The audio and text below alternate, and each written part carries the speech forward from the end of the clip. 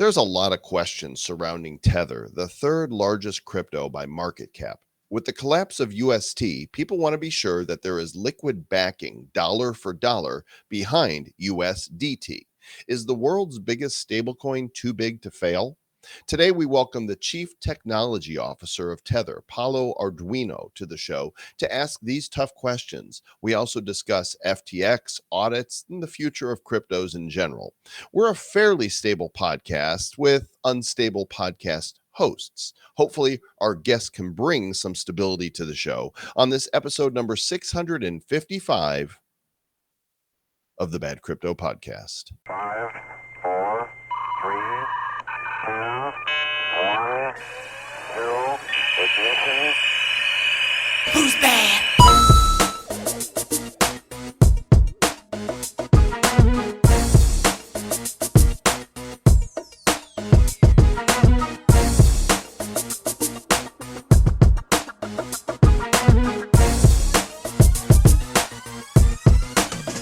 I'm feeling unstable. Somebody hodl me. Is anything new? You're not stable? Neither one of us are stable. This is the world's most unstable cryptocurrency podcast. Unstable for 5.5 years of instability. Ooh, wow. Welcome to the Bad Crypto Podcast. We are the metaverse morons, the Web3 weenies, the algorithmic asshats, the Bad Crypto badasses, duck going stuff so you don't have to. And we are really excited about today's show because it's rare that you get C-level people from the big cryptos to come on the show to talk about what's going on. We've tried to reach out to the CEO of Bitcoin, no response. So maybe one day that'll happen. I don't know. Yeah, this one's going to answer some questions because we touched on some pretty interesting topics with this guy, because I know a lot of people are thinking, wow, is USDT, is Tether, is it stable? Is it going to last the long run? What's going to happen? Is it going to crash? And so we cover some of that today with the CTO of Tether, who assures us that maybe or maybe not. We'll see. You got to listen. Well, you believe him? Let's find out. Here we go. I guess you can say we're a stable podcast hosted by unstable people, because we've been doing this 5.5 years now, Trav. So which one's the stable one? Clearly me. Clearly you. And is that even up for debate? I seem pretty stable. I mean, I'm definitely more sturdy. I expect you to break out in a any second. I'm not that easily offended. But thank you, though. I appreciate it. As long as we're talking about stable, one of the most controversial subjects in the crypto world has been stable coins. And one of the coins has been in the spotlight again and again with lots of questions surrounding it in spite of its massive adoption. Of course, we're talking about USDT, Tether. And today we are privileged to have with us the CTO of Tether, Mr. Paolo Ardoino. Paolo, thanks for coming on Bad Crypto. Hey guys, thank you for having me. Absolutely. Why don't you go ahead and give us a little bit of your history in crypto and how you came to be with Tether? Sure. So I started coding at a very young age.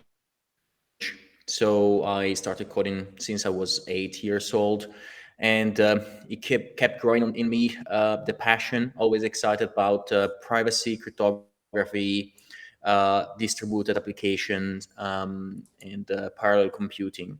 So initially at the beginning of my career, worked on super cool communication system for battlefields, for resilient communications in battlefields, and then was in Italy, didn't pay much, so I moved to finance to trying to make up a living, and so started working for a few hedge funds, started to build software for them, understanding all the intricacies of finance, also the bad habits of finance and the really, really bad infrastructure of traditional financial systems. So, it's just to summarize, it is all kept together by rubber and bands. In 2014, I had the privilege to start becoming becoming one of the developers of Bitfinex, just focusing on the matching engine. Um, the platform was more and more adopted, and hence they had some sort of lags and issues with the performances of their matching engine. So I was asked to, given my expertise in parallel computing, scalable applications, was asked to improve that. And in 2017, I became also the CTO of Tether, so taking care of the security side, blockchains integrations, and setup of multisig and similar. So yeah, that is my in the gist my story. I'm just a dude that codes. Dude that codes at some of the highest levels, right? And I mean, from what you've done, working with the military as a researcher and some of those things, learning about cryptography and doing some of those things kind of prepared you for where you are today, which is an exciting thing. And I think a lot of people, if they're looking at your background, they're saying, okay, wait a second, you're the CTO of Bitfinex and the CETO of Tether. How does that work and how do they work together? Well, and also I'm the CSO at Hole Punch, this new amazing peer-to-peer communication system that we are building. That sounds really busy to me. That's like a lot of stuff going on. Yeah. I Thanks hope a you're lot, Elon Musk over there. Good Lord. yeah. What are you I doing? hope you're delegating like crazy. I'm a control freak. But also, yeah, I have great teammates. So ton of delegation, but I like to call the shots when it comes to architecture and security. The history of crypto has been flowed by so many hacks that I'm always, scared and always, making sure that I can review every single line of code that is pushed to the systems to make sure that we don't have any problems. Well, yeah, I really, so on the Bitfinex side, well, we have an amazing team of engineers, and I still the main developer of the matching engine. It's kind of one of my passions to make sure that we can squeeze as much performance as possible. So with this last update that we published just a few weeks ago, we were able to go below 1 millisecond of full round trip latency. That is quite an achievement for a platform that started from crypto, right? In 2014, when I joined, we could process only 50 to 100 orders per second. Now we are basically at 1 million orders per second. Like in 2014, crypto exchanges were felt like more e-commerces for Bitcoin rather than rather than trading platforms. And nowadays, well, the fast forward, we hired, not just us, but the general industry hired many professionals from other industries, and now things seem quite better from the infrastructure point of view. And on the Tether side, Did you say 1 million transactions per second? that's correct. And is that Bitfinex or is that Tether? No, it's Bitfinex. So, the matching engine is the part of the system that takes the orders from the different users and match them, right? So, of course, we go in parallel on multiple. So we have one CPU dedicated per trading pair. So every trading pair can independently use as much performance as possible for per core. Let's go ahead and get to basics, because there's a lot of people that might be listening to the show that don't even understand how a stable coin works. So give us a basic bird's eye definition of Tether and how it works. Sure. So Tether is as simple as a dollar on a blockchain. Now, let me expand on that. So Tether was born in 2014, right? Tether is the company that created the concept of stablecoins. So the reason to exist of Tether at the beginning was, I'm not sure how many of you guys that are listening remember the crypto sphere and ecosystem in 2014.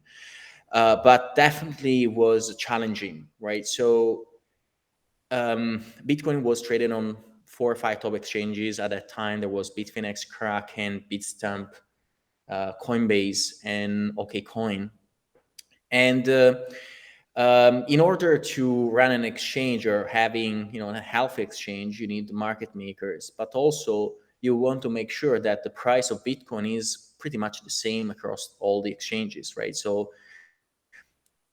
in 2013 was the first time Bitcoin went above $1,000. And you had some exchanges that were trading 1.2 thousand, other exchanges that were trading $900, right? Because the reason for that was that in order to keep prices aligned across exchanges, you needed to have arbitrageurs. Arbitrageurs are those traders that sell Bitcoin on the exchange where the price is higher and buy back on the exchange where the price is lower. Of course, when you do that, you have to move dollars from one exchange to another. And in 2014, moving dollars from one exchange to another would take 5 days. So the arbitrage opportunity was basically gone. So the reason of Tether to exist initially was, okay, let's use this brilliant technology that Bitcoin created, was called blockchain, and why we don't use blockchain to move dollars. So at that time, you could move Bitcoin in 10 minutes. Bitcoin block time is one block every 10 minutes, pretty much. And we wanted to just use the same thing for Tether. And so suddenly we could optimize the trading markets for across exchanges. So that is a symptom of growing and more maturing industry. And nowadays, Tether is becoming many more things. Is actually an inflation hedge for Turkey, for El Salvador, for Venezuela, for Argentina, and so on, right? So it's basically the installed monetary base of Tether is growing because people just need to not be subject to the enormous inflation due to their national currency, like the Turkish lira that lost 80% year on year due to from monetary policies and so on, right? So it's actually being used as a way as a lifeline for many people around the world, especially in emerging markets and developing countries. Yeah, so somebody, if they have some Bitcoin, right, let's say, hey, you know what? I think the price of Bitcoin's going lower. I'm going to sell my Bitcoin, but they don't typically sell the Bitcoin out to their bank account. They normally will put it in USDT, or they're going to put it in USDC or some other stable coin. Now, we've seen what happened to UST with Luna, right? We saw how they were over leveraged. They didn't have enough. We just went through this horrendous thing with FTX. And so I know a lot of people are out there right now talking about what happens if Tether fails. What happens if Tether does not have enough in the reserves to get us through this? Bitcoin, we could see sub $5,000 price in Bitcoin because people wouldn't have a mechanism to easily get out. And so I guess my question to you, Paolo, would be, how do you ensure that Tether never goes down? Because we need this decentralized stablecoin more than ever, because we are on the precipice of this technocracy that wants to bring in these central bank digital currencies, and they want to get rid of a lot of this crypto stuff. So how do we build up the faith and ensure that Tether never crashes? Well, just to be clear, Tether has all the reserves that are extremely liquid, right? So there is a huge difference between Terra and all the other stablecoins that failed and Tether. So with the latest attestation, we have shown that 82.5% of the assets of Tether are cash and cash equivalents. We increased the number of the exposure to U.S. Treasury bills. All that craziness about the commercial papers. Well, we showed to our community that in less than 1 year we could take the $30 billion that we had in commercial papers and move everything to UST bills, right? So Tether listen to the community and act in the best interest of the community. So the rest of the remaining 17% of assets are extremely collateralized assets with the collateral being extremely liquid. No FTT, nothing like that. Is overly collateralized assets, right? We have displayed also with Celsius, with all the other companies that blew up, that Tether has been the only company not being exposed to these market issues, has taken risk management extremely seriously. Everyone is looking and obsessed by Tether, but look at all the companies that are failing, right? So all the companies that were considered the white knights, the holy heroes of the crypto industry, and yet they all failed their customers. Tether has all the reserves that are extremely liquid, was able to process $7 billion in redemptions in between the 14 and 15 of May. In 48 hours, processed $7 billion of redemption that were around 10% of our reserves. No bank in the world can do that. The first bank that tried to do that was Washington Mutual in 2008, and they went belly up. Tether redeemed $20 billion in 30 days. That was 25% of our reserves. And recently, Tether kept redeeming. Always redemption honored, no failed to honor a single redemption, all redeemed at $1. So, I mean, it's not that we don't have enough information. We have a ton of information about ourselves out there, but also we have something that others don't have, that are facts, right? So we have facts that say that we can redeem what people need in cash, in dollars, right? So Let me that's the explain why people are obsessed, Paulo. People are obsessed because if you look here at the crypto market cap, Tether is the number 3 in crypto market cap with a market cap of $65 billion ahead of USDC, which is at 44 billion. On your website, you talk about transparency and say, here's how we're backed, but the audit is still not happened. This article in Cointelegraph goes back to July of 2021. Tether promises audit in months as Paxos claims USTD is not a real stablecoin. So this was more than a year ago. So I went looking, all right, has any information been released? I ended up at Blockworks, and the page that the headline is Tether pushes back timeline and audit report.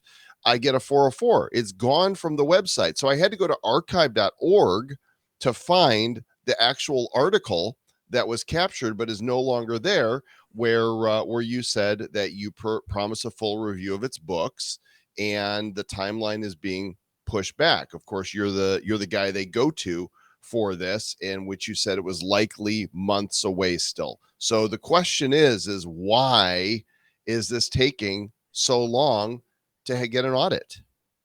All right, let's unpack that, right? So you rightfully express the opinion that a few people in the industry have, right? So let's look at the first thing. So no other stablecoin has audits. The industry standard is attestation. So I think it's unfair to single us out. That is the first thing. Second thing is, yes, we are working on an audit. First of all, a few months ago, is around 3 months ago, we moved from our accounting company that was Moore Kaiman, right? Was was the 12th biggest company in the world, to a top 5 company in the world that is just the first one outside the big 4 companies, right? That do attestations, that do accounting.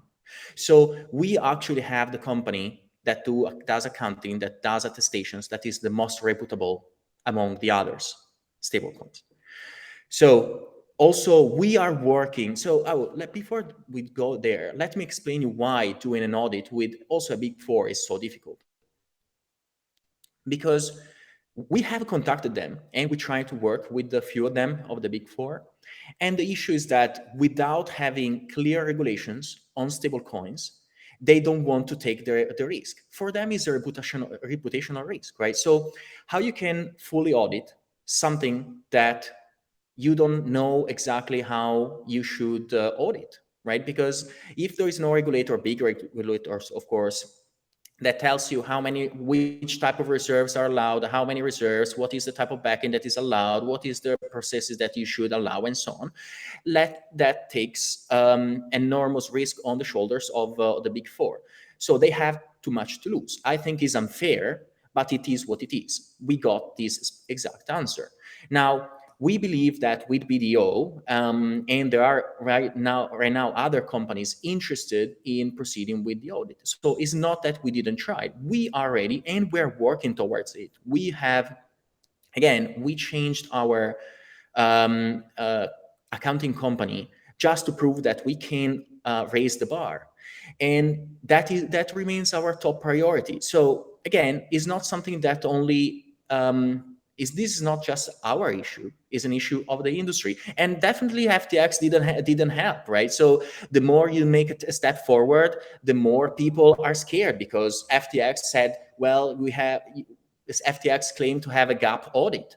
FTX was, so regulated, and look what happened. So I can tell you that auditors are scared. So it takes time. I'm the first one to say that unfortunately it's taking more time than what we wanted. We are not alone in not having an audit, and also the guys that claim to have an audit, they went belly up. So in this way, the auditing firms are extremely scared, and so we need now to regain the trust for an entire industry. So you understand why it looks questionable to people, because this is not the first time there's been something that's happened that's questionable. The attestation that was done by Tether probably before you came on in 2017 showed that Bitfinex, which is a sister company, transferred 382 million to the bank account just before the attestation took place, and you guys settled a case. Nobody admitted or denied the allegations were true or not, but it's certainly suspicious, and that I think that's why people are rightfully so concerned to ask these questions. I'm not. So the beauty is that people should be allowed to ask questions and answers should be given, right? So I'm not annoyed by people asking questions. Absolutely not. What I'm saying is that this industry, might seem that everything is easy from the outside, but we have fought both with Tether, with Bitfinex, with Hole Punch, with Synonym for the industry more than anyone else. And while everyone was looking at us, many other companies failed. So what I'm saying is that questions are always fine, right? So absolutely. But the problem is that what I'm finding myself and little bit bitching about it is like being singled out, or like being like that this black sheep when all the mighty heroes are failing around. I don't know that they're necessarily going after you or targeting you like that. They're just trying to see transparency within the space, right? And my thing would be this: is that I don't know what Tether's doing, if they're doing anything wrong. I trust Tether. I have USDT. If it collapsed, I would be very sad boy, right? But what I would like to see is some sort of proof of transparency within exchanges, right? So it could be POT, proof of transparency. At any time, I'd like to look at and see, oh, look, Tether has this. Binance has this. Oh, look, BUSDT or BUSD. Oh, I can look and see. And it's almost like this, Paolo. If, in my mind, right, and I think a lot of people's mind is, if I give you $10,000 or I'm buying Tether with $10,000, that $10,000 should just go into a bank account or something, right? So you should almost be like, oh, we have $65 million or billion, and there it is. And like an audit probably shouldn't be so hard if those deposited funds from users are there and not in distributed places. That's what a layman would look at that and say. So, $65 billion worth of assets, there should be $65 billion over here, as long as there's not fractional reserve banking going on of some sort or leverage. So let me answer to that. Well, we have the attestation. So people diminish the value of the attestation. The attestation shows exactly what we have, right? The difference between attestation and full audit is that the audit shows also, the attestation is more punctual, right?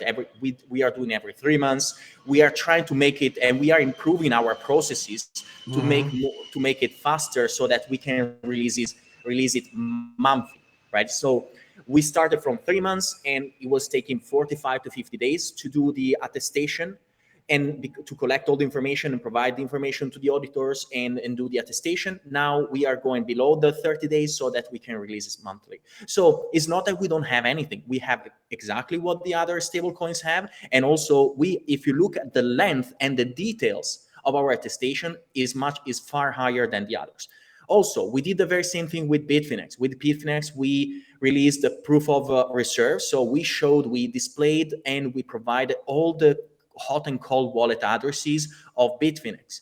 And also we have developed ourselves a tool I developed with a couple of guys, myself, a tool called Antani that also does proof of liabilities with a Merkle tree and with a ring signature type style of accounting, so that people with privacy can verify that what we claim they should have in the asset is effectively on Bitfinex. So I agree that the transparency of this industry should keep increasing. That I'm battling with that. I'm working. Also, I'm helping my team to achieve that. So I'm not saying that we shouldn't be more transparent, and more transparency shouldn't be asked to everyone in this industry. Everyone has the right to be scared, especially in this moment. So, not saying no to what you are claiming. I'm explaining the journey that we had in order to achieve what we have today, and also I'm saying that the journey is not finished yet. Well, we're definitely we're worrying for, everybody in the crypto space to win. We need for USDT and USDC to survive and not fall apart, right? So Agreed. that's what we want. But to your point about attestations, FTX certainly had their attestations, but they were BS, right? So an external audit from a third party definitely adds credibility and value. And so you're saying it's likely months away. Can you give us like what is a drop dead date that you think we can expect to see this? So first of all, FTX claimed to have a gap audit, not an attestation, Okay. but made by a third party. So what I'm saying is that all these attestations, audits are extremely important, but also it's important to have facts. So the first time someone withdrew from FTX, they went belly up because they didn't have the funds. Tether was able to redeem $7 billion in 2 days and was able to redeem $20 billion in 30 days. Plus, we did $5-6 billion in the last week or so, right? So the most important, and so we didn't just prove that Tether is solid, right? We also proved that our banks are solid. We also prove that our KYC and ML is solid, because it's not like, okay, someone is redeeming money and that's it, right? The biggest redemption that we had in one day as one single transaction was $700 million, right? So it means that, if the receiving bank will see, a wire for $700 million, will likely question what that is about. And no questions were asked because the KYC ML processes, our reporting to regulators, our ability to work with law enforcement, we froze, by the way, also with FTX. We were the only stablecoin to act immediately and help both Bahamas and other law enforcement agencies to freeze assets immediately. And we returned more than $200 million to legitimate customers within the last 2 years due to hacks and stuff, right? We are always there. We understand that people are relying on Tether, and also I know that USDC understands the same for their side. So definitely, we are working towards an audit. To answer your question, I don't want to give you a specific date. I don't know what will happen with the regulators now with FTX. So we'll see. I'm seeing a lot of questioning around not just stablecoins, crypto in general. The aggressivity from regulators will severely impact our industry. So we are going to be, and we are laser focused on the audit, but it will take time. It is interesting. So I would ask this question: since Tether is a stable coin that's holding all the monies sitting there, and all stable coins essentially do that, how do those stable coins actually make money? If they're not pulling anything from the reserve or pulling any customer funds, and there's no dividends and there's no reinvesting of those funds that come into Tether, like, what is the business model for these stable coins to make money so that they can continue doing what they do? I bet people have that question.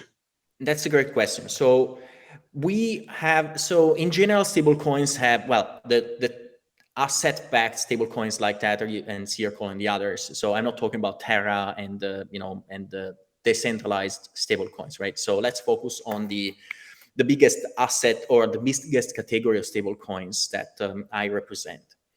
So we have two ways of making revenues, because the first thing when you talk with a regulator, the first thing that they ask you is your business model viable and will remain viable?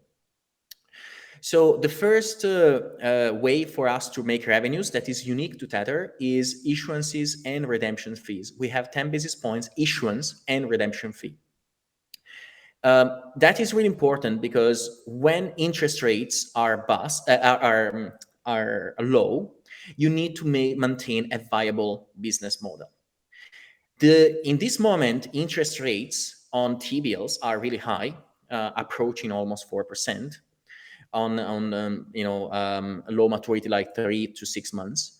And so you can make the calculation, right? So how many assets we have under management and multiply by 3%, let's say, on the worst case scenario, right? So you can understand that Tether is an extremely profitable business and doesn't need to do anything bad in order to make money. We don't need to commingle customer assets. We don't need to do crazy things. It's just we hold the funds in our bank account. Every time someone wants to acquire Tether, we make money. When someone wants to redeem Tether, we make money, because we need to also guarantee that if, for example, last year interest rates were really low, we needed to maintain a viable business model.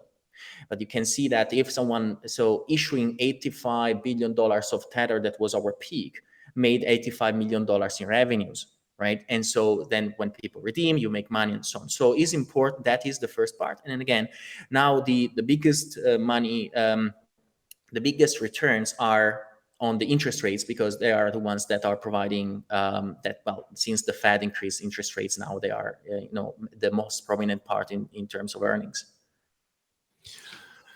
So go ahead, Trev. Yeah, I have a question around this. So, when I pay attention to global politics, right, and I can kind of see some things that are happening. It looks to me like the dollar is losing power worldwide as its reserve currency, right? It looks like, because historically, if you wanted to buy oil in your country, you have to buy dollars first, and then you buy oil, right? And then I saw what was happening with Russia and Ukraine. Everyone saw that, but what I saw was the price of the ruble, was dramatically lower than I thought it should have been. I mean, for $1, it was like 115 rubles, and I was like, oh my God, I would take a lot of my stable coins right now and put them in a ruble stable coin. And if I had done that, I would have doubled my money. I could see that it happened, but I don't have access to a ruble stable coin. I didn't see that I have access to a Chinese stable coin. I don't have access to a Brazilian, the BRICS economy, right? Brazil, Russia, India, China, South Africa. I don't have access to stable coins in those. So when is there going to be a Forex component to this where I could see, I don't know that I trust the US dollar. So in my mind, if the US dollar collapses, USDT would collapse because there's that similar value there. But at that moment, I would say I'd like to get out of my USDT, move it into rupee DT or ruble DT, even the Indian one or the Russian one, right?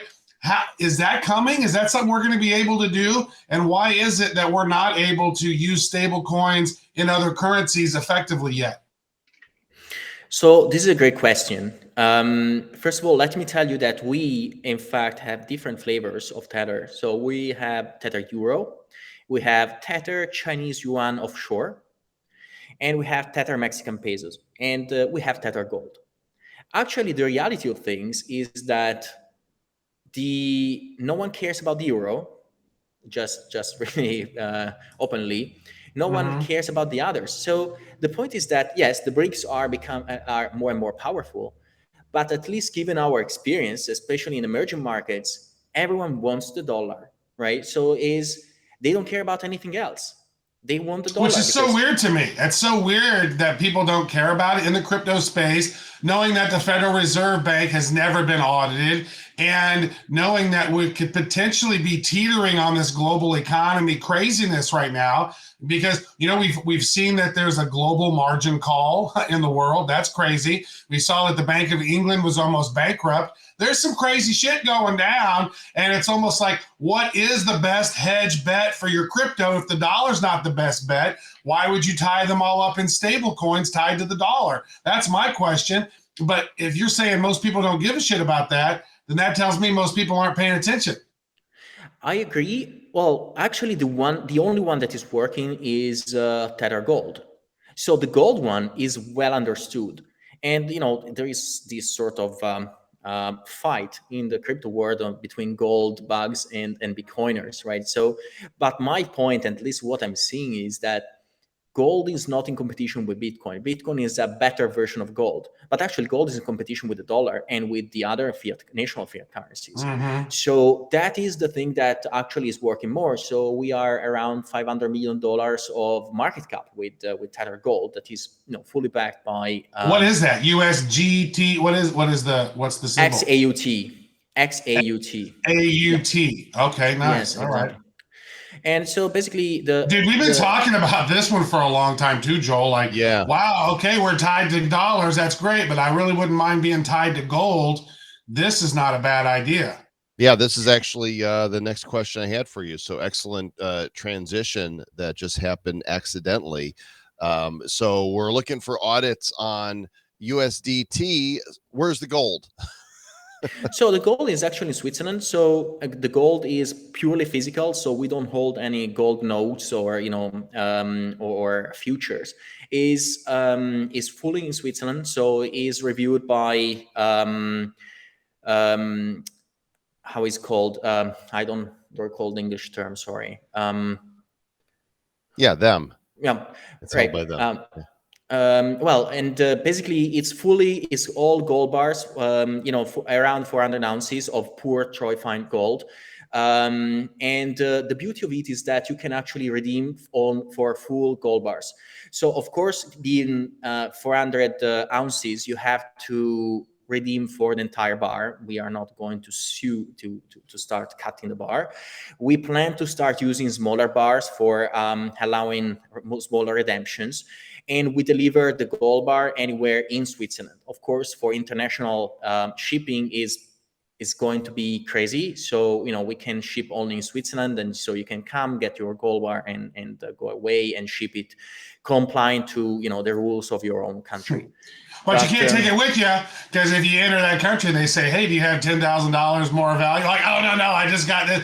Yeah, I got this big ass bar of gold here. Sorry, bro." They're like, "This is ours now." Well, you can do you can in fact reduce. You can do smaller, like 1 kilos bar or half a kilos bar and so on. So we are setting that up, right? It started recently, this new project, and the goal is fully held in Switzerland. I mean, Switzerland is being proved to be the safest place for gold throughout the history and years. So, but that is, the thing with gold is that I come from Italy, and know, it's gold is extremely well understood by immigrants, right, from the populations that have always to have something, under their pillows, because they may, the geopolitics of that those areas were kind of weird and crazy. The same happens with India, with Turkey, with Venezuela and the others, right? So I think that gold is quite interesting for that aspect, but really no way that from what we are seeing, no other national currency has any shot against the dollar, honestly. If you Can you go explain for me, Paulo, and maybe this makes sense in some way? When I look at the gold price right now, as we're doing this interview, it's $1,739 an ounce. The gold price of XAUT is $1,705. Why is there such a discrepancy in the trading price of the Tether Gold versus the market price of gold right now? So we, as to keep the market, the business model viable, we have to apply 25 basis points issuance in the redemptions, right? So, you have to carry physical gold bar and so on. So of course that is reflected in the price. So if you hold like a gold note or a future, that is different because you sell it on the market, and there is no actually carrying of the underlying. But if you are actually selling a piece of a gold bar, that has certain requirements that also are physical requirements, and so we And have that's to actually true to this day, Joel. If I try to go to some place and buy some physical gold, there's always a little bit of a premium on that. If I want to buy gold coins or if I want to buy silver coins, there's the spot price and then there's the price that it actually is. So there is always a little bit of a difference. And there's not much of a difference really comparatively of XAUT versus the price of gold comparatively. It would seem like it seems a little bit lower. But the paper gold is such a problem, Paolo. I mean, what is it? For every real physical ounce of gold, there's like 500 fake paper ones from COMEX. And it's very similar to that with silver. For every silver physical ounce, there's 200 plus some odd some fake ones. And so the fact that you're actually pulling in physical ones and stating that definitively, that is a much bigger thing because realistically, there's about 500 times less gold in the world than they claim, and about 200 times less silver than they claim overall, right? Yeah, the basically the point that I hear many people doing is that the price is kept low by the immense future markets that are like 10 times bigger than the actual gold, physical gold market. So in a critical geopolitical situation, there might be a breaking point where the actual physical gold price cannot be kept stable anymore, and that could be an interesting event, right? So you can say the very same thing also for Bitcoin, right? So the the size of the future markets, I mean, it's And quite that's big kind of as keeping the well. price of Bitcoin down, maybe, is those Yeah, futures, which there's a absolutely. lot of traditional financial mechanisms that really shouldn't be in crypto because of how they can manipulate things like that, right? That's always Yeah. been my opinion. As soon as futures popped up, you could see the market getting weird. You can see some of these other things popping out, and the market's getting weird. So hopefully we can keep the weirdness out of crypto, and only the weird people can stay in crypto. Like us, Yeah. because crypto needs weirdness. Well, Paulo, appreciate you coming on today and letting us put your feet to the fire a little bit. I'm sure we're not the first and we won't be the last. And we will be looking forward to a few months from now, hopefully, as you say, seeing this outside audit and allaying people's fears even further. But let's hope USDT remains as stable as promised. Absolutely, it will. Thank you very much, guys. It was really fun. Well, Sir Lord Travis, how do you feel about that? Do you feel like Paulo answered the questions to the satisfaction of yourself and to our listeners? Well, I think that he definitely put some insights on it that we maybe didn't have, and he says that it's very secure. So of course somebody in his position would say that. So I guess we shall see. So use stable coins at your own risk of stability or instability. It's up to you. Mm-hmm. So we appreciate you guys listening, and we appreciate reviews, good, bad, or indifferent. We tell you, hey, if you really like the show, give us a 5-star review and feel free to be funny. If you're just gonna be a whiny little bitch, then why bother, right? Why put that out there? Well, this guy did. EYCSFCA reviewed us with a 1-star review, stoking election conspiracies. I've enjoyed some of the industry insights, but stoking election conspiracies make me question their credibility. Friend, the fact that you are not questioning the elections totally makes me question your credibility and your ability to be a self-thinker. I mean, this is here's how bad it is, Travis, that in Mojave County, the gentleman on the board at Mojave County that has to certify the votes was told that if he did not certify the votes, he was committing a felony and would be arrested. And so he Right, I actually saw said that. that. He said that, and he's like, all right, so I vote aye. I mean, is this America? If that doesn't If you tell don't you, certify that you're getting a felony, yeah, but if it's incorrect, did you get a felony? Like, who's giving out the felonies? Well, the head of the election committee over there was actually one of the people who was running for governor. Like that in itself, you should be like, I need to stand down on this one. yeah. You So know, we got 1-star review from this fella. Sorry to see you go. Hopefully you will be more open-minded in the future to the fact that you might be eating yeah. up some of the narrative that they're feeding you on the little spoon out of the baby food jar, Yeah, Mr. yeah. Gerber. I'm glad to see you go. I'm glad to see you go. If you're an idiot, get out of here. I don't want to No, talk to an no, idiot. we welcome idiots. Well, we I mean, welcome some idiots, but you got to be a free thinking idiot. you listen. I don't have everything right. There's many times in my life that I've No, been I want to rant, Joel Calm. I want to in, rant. an idiot. This guy though gave us 4 stars. John K 5374, 4 stars. This show is reasonably funny, which you know what? That is high praise. This is true. We are reasonably funny. If we can get We're, by with reasonably funny, yeah. that's pretty good. That should maybe be our new byline. Welcome to the Bad Crypto Podcast. We're reasonably funny. Reasonably funny. I like that. And and according to some, we're not reasonable. What is it? Irreasonable? What, unreasonable? Unreasonable. Yeah, see, Irreasonable. we don't even know how to say it. See, I like that.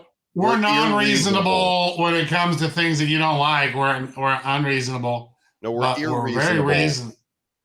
We're irreasonable. The Bad Crypto Nifty Club, it's rocking and rolling every day. People are signing up. You might want to as well because we're dropping free NFTs. In fact, our next episode is going to welcome back G. Edward Griffin. This dude is a living legend. You don't want to miss this. And I could tell you now that there is going to be a free NFT. So to join the Bad Crypto Nifty Club, go to badcrypto.uncut.fm as you see here, and you're going to want to scroll through the John McAfee ones. Some of those are for purchase, but the Bad Crypto Nifty Club right here, this is the one you need to own to get the free airdrops, and it's going to cost you $2 million. No, that's not right. $2.42 as of right now, 0.002 wrapped ETH. That's to keep the bots away, and then the free airdrops are going to come your way. So keeping the bots away. Hey, last night I watched. Have you seen this yet? Bo Burnham, his special that he did when he was just inside the house. No, have you seen that yet? Oh my God! I will go on and say it's borderline creative genius. Okay, I would say that Netflix, and I would say this. It's so funny that Netflix was basically like, okay, we want another special of that. Do you have any outtakes from it? And so he basically created another one called Outtakes from Inside. And he stayed in that house for 200 and some odd days creating this thing. And he made all the songs, then he made all the videos for each one of the songs, then all the lighting. It's impressive. I had just listened to somebody played a song called White Woman's Instagram, and I was laughing. I listened to the song on Spotify. I was like, haha. And then he had another song that was catchy, and I was like, oh, that's good. And then I realized it was on Netflix, and I don't normally peruse Netflix all that much, but I went and watched it. I was blown away by the dude's genius. I think that, and he's pretty aware too. So when you read between the lines, you can see how he kind of thinks. Travis is totally unsponsored pitch for Bo Burnham. I'm going to go give it. I'll give it a watch for sure. I like to laugh. Yeah. Hey, Trav, we got a bunch of voicemails from people. What would you think of doing a listener feedback show here in the near future? I think the near future sounds good. Let's do that. I think in the very near future, I'm going to eat some food though. So here's what you guys need to do if you want to be in the feedback show. Email us at badcryptopodcast@gmail.com. You can ask us questions. You can give us feedback. Tell us what you think. You can just tell us stay bad. Tell us, how the show has helped you or hurt how you. How we've lended credence to conspiracy theories. Yeah, that's all good. Which I don't know if you know, Joel. Conspiracy theorists are like 18-0 right now. So I don't know how somebody can come in and be like, conspiracy realist, or call us. Here's the Bad Crypto hotline number, 708-885-9030, 708-885-9030. Call us. We'd love to hear your voice, and we'd especially love to hear from the crypto checks. Like, and we know you're out there. Don't be shy. Call us, ask questions, give feedback, tell us a joke, tell us to stay bad, tell us to get lost, whatever you want. Like, we'll gather those up and do a listener show. We'll put the spotlight on you guys here sometime in the near future. Yeah, we're gonna do it for episode number 666. Oh, that would actually be funny. The episode of the Beast. Oh my! That was me just bullshitting. I don't even know what episode are we on now. Like this is 655, and we're glad that you guys listened. Thanks again. We'll catch you on the next episode with G. Edward Griffin. Until then, stay bad. Reasonably bad.